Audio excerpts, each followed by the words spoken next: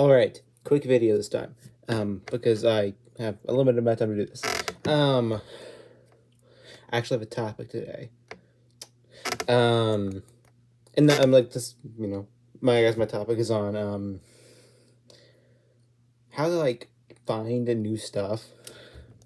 So I feel like today, in, this day and age, we're, very into this, I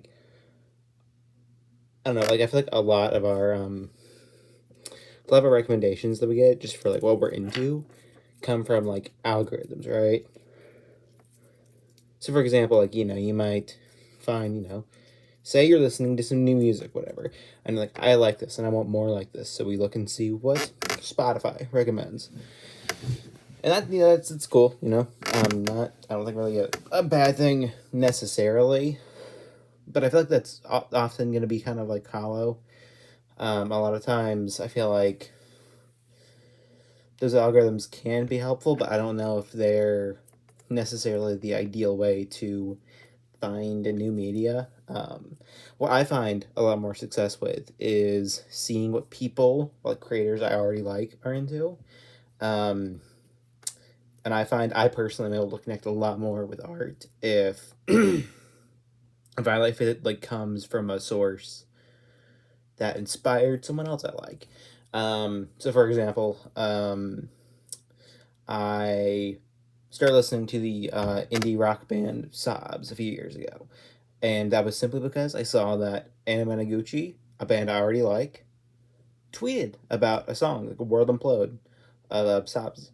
And then I was like, okay, I'll check that out. And I was like, cool, I really like this. And maybe you could say this is just an algorithm, but with more steps. Because, ultimately an algorithm is just going to recommend you what other people with your taste like.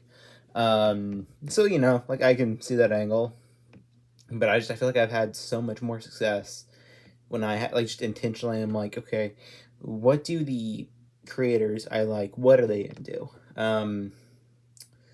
I think another example, just kind of crossing mediums, I got into the musician Porter Robinson, who, if you can see that over there, that poster, I'm just a wee bit of a big fan at this point.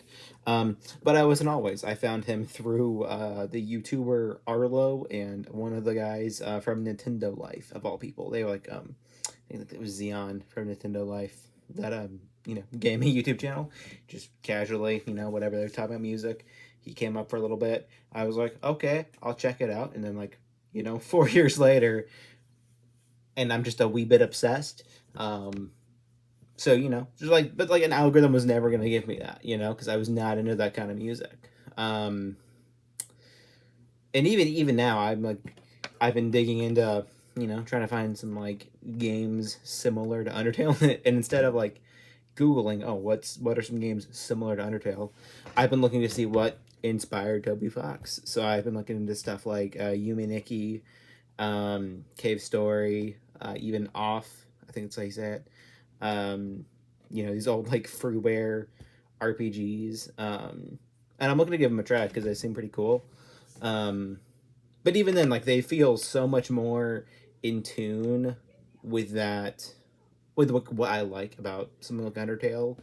They feel so much more artistically in tune than if I were to just look up, RPGs like Undertale, and the only good suggestion I find would be Omori, or things like that, which are cool, but at the same time, that's what Undertale fans like, not what the creator of Undertale likes necessarily.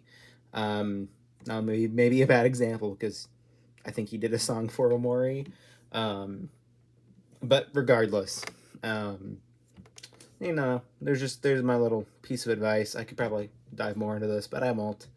So yeah, just next time you're looking for something to watch, play, listen to, read, look into what your favorite creators enjoy. Because I feel like you'll probably find something a little more, I guess, meaty that way. Something it'll probably resonate more with you, I think. So yeah, and that's that.